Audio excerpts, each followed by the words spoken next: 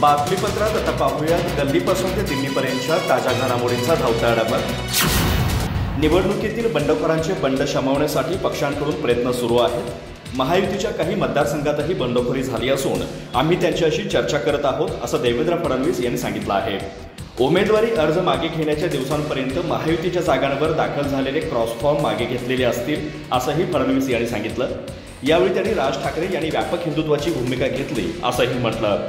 देवेंद्र फडणवीस पुढे म्हणाले की नामांकनानंतर काही ठिकाणी क्रॉस फॉर्म आले होते, त्या संदर्भात काल मुख्यमंत्री एकनाथ शिंदे यांच्या घरी आम्ही सर्वांची बैठक झाली। जवळपास सर्वच अडचणी आम्ही संपवल्या आहेत। जे परत घेतले पाहिजेत असे क्रॉस फॉर्म परत घेतले जातील। काही ठिकाणी एकमेकांच्या उमेदवारांसमोर क्रॉस बंडखोरी झाली आहे, त्या संदर्भात नीती तयार केली असून तिकीट नसताना उमेदवारी भरणाऱ्यांशी चर्चा करत आहोत। त्यांना माघार घ्यावी यासाठी तिन्ही पक्षांचा प्रयत्न सुरू आहे। काही ठिकाणी पक्षांतर्गत आमचे कार्यकर्ते उभे राहिले आहेत, त्यांना विश्वासात घेऊन चर्चा करून त्यांनी माघार घ्यावी यासाठी आमचे प्रयत्न सुरू असल्याचं देवेंद्र फडणवीस यांनी सांगितलं। गोपाळ शेट्टी भाजपचे प्रामाणिक कार्यकर्ता राहिले आहेत। ते अनेक वेळा आग्रही असतात, पण ते पक्षशिस्तही मान्य करतात। गोपाळ शेट्टी यांनी सगळी परिस्थिती समजावून सांगू, तसेच त्यांनी नेहमीप्रमाणे भाजपच्या मागे राहण्याची भूमिका घ्यावी यासाठी आमचा प्रयत्न असेल असंही फडणवीसांनी सांगितलं।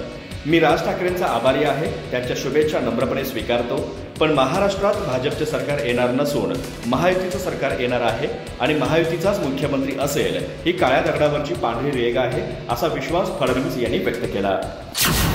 शिवसेना उद्धव बाळासाहेब ठाकरे पक्षाचे चोपडा विधानसभा मतदारसंघाचे उमेदवार प्रभाकर आप्पा सोनवणे यांना प्रचाराला निघताना हृदयविकारचा झटका आल्याची गंभीर घटना घडली आहे। त्यांना जळगाव येथील रुग्णालयात तातडीने दाखल करण्यात आलं असून तिथे त्यांची प्रकृती स्थिर असल्याची माहिती डॉक्टरांनी दिली आहे।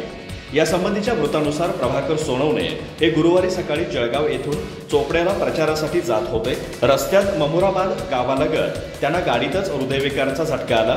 हे पाहून त्यांच्यासोबत असलेले कार्यकर्ते घाबरले, पण प्रसंगावधान राखून त्यांनी लगेचच त्यांना जळगाव येथील एका खासगी रुग्णालयात दाखल केलं। तिथे त्यांची प्रकृती स्थिर असल्याची माहिती आहे। डॉक्टरांनी प्रभाकर सोनवणे यांच्यावर अँजिओप्लास्टी केली आहे, त्यात त्यांना 2 ब्लॉकेजेस आढळल्याची माहिती आहे। दुसरीकडे प्रभाकर सोनवणे यांना हृदयविकाराचा झटका आल्याची बातमी मतदारसंघात वाऱ्यासारखी पसरली। त्यानंतर त्यांच्या समर्थकांसह नातलगांनी रुग्णालयाच्या दिशेने धाव घेत त्यांच्या प्रकृतीची माहिती घेतली। ऐन विधानसभा निवडणुकीच्या रणधुमाळीत ही घटना घडल्यामुळे ठाकरे गटाच्या स्थानिक कार्यकर्त्यात चिंतेचं वातावरण पसरलं आहे, पण त्यांच्या कुटुंबियांनी सोनवणे लवकरच प्रचारात सहभागी होणार असल्याची माहिती दिली। उल्लेखनीय बाब म्हणजे शिवसेना उद्धव बाळासाहेब ठाकरे पक्षाने प्रभाकर सोनवणे यांना चोपडा विधानसभा मतदारसंघातून अगदी शेवटच्या क्षणी उमेदवारी जाहीर केली। त्यानंतर अर्ज दाखल करण्याच्या शेवटच्या दिवशी त्यांनी आपला उमेदवारी अर्ज दाखल केला। तत्पूर्वी ठाकरे गटाने जळगाव जिल्ह्यातील या महत्त्वाच्या विधानसभा मतदारसंघातून राजू तडवी यांना उमेदवारी जाहीर केली होती, पण त्यांचा उमेदवाराला स्थानिक पदाधिकाऱ्यांनी कडाडून विरोध केला। त्यामुळे ठाकरे गटाने ऐनवेळी त्यांची उमेदवारी रद्द करून उमेदवारीची माळ भाजपातून आलेल्या प्रभाकर सोनवणे यांच्या गळ्यात टाकली। वंचित बहुजन आघाडीचे अध्यक्ष प्रकाश आंबेडकर यांना छातीत दुखत असल्यामुळे तातडीने पुण्यातील एका रुग्णालयात दाखल करण्यात आलं आहे। डॉक्टरांनी त्यांच्या हृदयात रक्ताची गुठळी असल्याचं सांगितलं, त्यामुळे त्यांच्यावर रुग्णालयाच्या अतिदक्षता विभागात उपचार सुरू करण्यात आले आहेत। त्यांची प्रकृती स्थिर असल्याची माहिती त्यांच्यावर उपचार करणाऱ्या डॉक्टरांनी दिली आहे। वंचित बहुजन आघाडीने गुरुवारी सकाळी एका ट्विटद्वारे बाळासाहेब आंबेडकर यांच्या प्रकृतीची माहिती दिली। प्रकाश आंबेडकर यांना कुटुंबीय आणि कार्यकर्त्यांमध्ये आदराने बाळासाहेब असं संबोधलं जातं। वंचितच्या पोस्टनुसार बाळासाहेब आंबेडकर यांना छातीत वेदना होत असल्यामुळे गुरुवारी 31 ऑक्टोबर रोजी पहाटे पुण्यातील एका रुग्णालयात दाखल करण्यात आलं। बाळासाहेब आंबेडकर यांच्या हृदयात रक्ताची गुठळी झाल्याचं निष्पन्न झालं आहे, त्यामुळे त्यांच्यावर ICUमध्ये उपचार सुरू आहेत। त्यांची प्रकृती सध्या स्थिर असून पुढील काही तासातच त्यांच्यावर अँजिओग्राफी केली जाईल। आंबेडकर कुटुंबीय यावेळी कोणत्याही प्रश्नांना उत्तरे देणार नाही, त्यामुळे आपणास विनंती केली जाते की कुटुंब सध्या ज्या स्थितीतून जात आहेत ते पाहता त्यांच्या गोपनीयतेच्या विनंतीचा आदर करावा। पुढील 3 ते 5 दिवस बाळासाहेब आंबेडकर डॉक्टरांच्या निगराणीखाली राहतील। त्यामुळे वंचित बहुजन आघाडीच्या प्रदेशाध्यक्ष रेखाताई ठाकूर या निवडणूक समन्वय समिती, जाहीरनामा समिती आणि माध्यम आणि संशोधन विभागाच्या सहकार्याने पुढील काही दिवस वंचितच्या प्रचाराचं नेतृत्व करतील, असं वंचितने आपल्या पोस्टमध्ये स्पष्ट केलं आहे। बाळासाहेब आंबेडकर यांच्या प्रकृती स्वास्थ्यासाठी प्रार्थना करा असं आवाहनही वंचित बहुजन आघाडीच्या पोस्टमध्ये करण्यात आलं आहे। राज्यातील निवडणूक बघितली तर जिथं 2 अर्ज भरले आहेत तिथे आज आणि बसून मार्ग काढू असं शरद पवार यांनी म्हटलं आहे।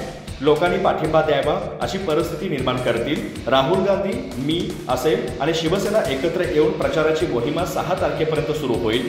महाराष्ट्राची जनता आम्हाला साथ देईल. दरम्यान शरद पवार पुढे बोलताना म्हणाले की दिवाळीच्या निमित्ताने सगळे एकत्र येतात, एकमेकांची सुख दुःख सांगतात. मला खात्री आहे महाराष्ट्रातील जनता दीपावलीच्या प्रसंगी समाधान आणि आनंदाने एकत्र येतील. मी सर्वांना दीपावलीच्या शुभेच्छा देतो. जनतेचा आत्मविश्वास वाढो अशा सदिच्छा व्यक्त करतो, असं शरद पवार यांनी सांगितलं. शरद पवार पुढे म्हणाले, ज्या मतदारसंघात मवियाच्या 2 उमेदवारांनी अर्ज भरले आहेत त्या मतदारसंघात मार्ग काढला जाईल. जागा वाटपाच्या प्रक्रियेमध्ये मी नाही, आमची दुसरी लोक त्या प्रक्रियेमध्ये आहेत. मात्र सध्याची परिस्थिती पाहिल्यास राज्यातील 10 ते 12 जागांवर 2 उमेदवार दिले असल्याचं पाहायला मिळत आहे. आज आणि उद्या 2 दिवसांमध्ये या जागांवर सर्व मित्र पक्षातील नेते बसतील आणि तोडगा निघेल असा विश्वास त्यांनी यावेळी व्यक्त केला. तर 6 नोव्हेंबरपासून मी, राहुल गांधी, उद्धव ठाकरे आणि इतर सर्व नेते प्रचार करणार आहोत.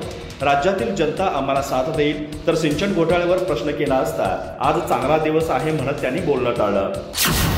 शिवसेना उद्धव बाळासाहेब ठाकरे पक्षाचे अध्यक्ष उद्धव ठाकरे यांनी गुरुवारी राज्यात मनसेच्या मदतीने महायुतीचं सरकार येणार असल्याचा मनसे प्रमुख राज ठाकरे यांच्या विधानाचा खोचक शब्दात समाचार घेतला.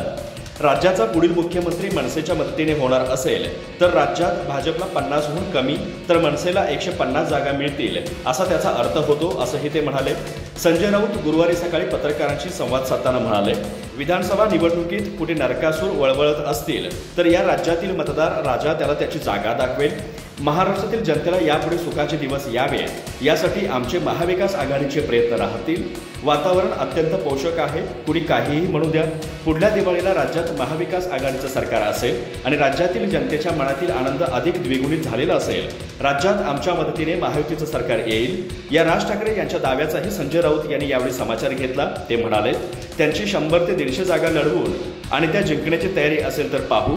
आम्ही विश्लेषक आहोत. याचा अर्थ भाजपला महाराष्ट्रात 50ही जागा मिळणार नाहीत, कारण मनसेच्या मदतीने सरकार बनत असेल आणि मनसेच्या पाठिंब्याशिवाय सरकार बनत नसेल तर 150 जागा मनसेला मिळतील आणि 50 जागा देवेंद्र फडणवीस यांच्या भाजपला मिळतील.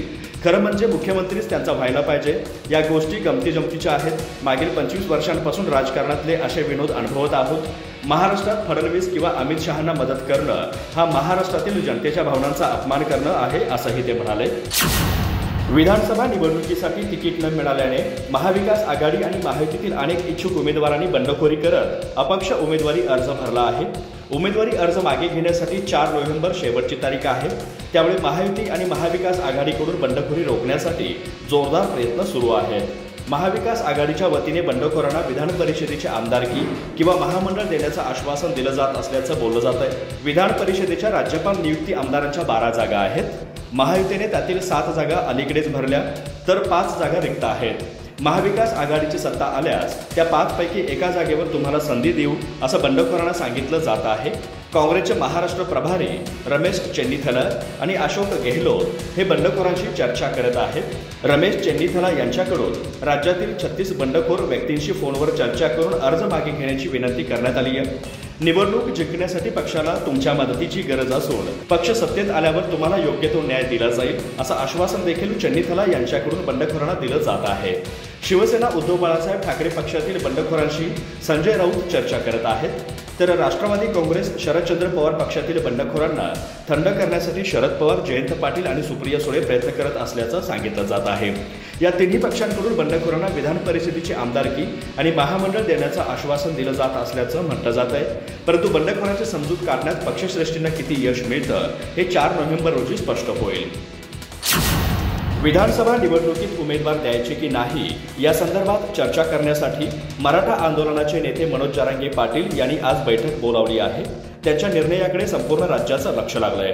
अजून काही समीकरणे जुळवणे बाकी असल्याने त्यांनी हा निर्णय दिवाळीच्या पाडव्याला म्हणजेच 2 नोव्हेंबरला जाहीर करणार असल्याचं सांगितलं. मात्र याच पार्श्वभूमीवर त्यांनी मुस्लिम धर्मगुरू, दलित समाजाच्या ज्येष्ठ नेत्यांशी संवाद साधण्यासाठी आज बैठक बोलावली आहे. केवळ एकट्या मराठा समाजापुढे निवडणुकीत यश मिळणार नाही, त्यामुळे मुस्लिम आणि दलित समाजाशीही समीकरण जुळवण्याचा जरांगे पाटील यांचा प्रयत्न आहे. याच संदर्भात एक निर्णायक बैठक आज आंतरवाली सराटे येथे बोलावली आहे. या बैठकीसाठी काही धर्मगुरू विमानाने तर काही हेलिकॉप्टरने येणार आहेत. त्यामुळे समाज बांधवांची आंतरवाली सराटे गावात येऊन गर्दी करू नये असं आवाहन जरांगे यांनी केलं आहे. या बैठकीत काय निर्णय होतो हे आता सांगता येणार नाही, परंतु दिवाळी पाडव्याचा मुहूर्त चांगला असल्याने त्याच दिवशी आपण विधानसभा निवडणुकीत उमेदवार द्यायचे की नाही याचा निर्णय घेऊ, असं जरांगे यांनी सांगितलं.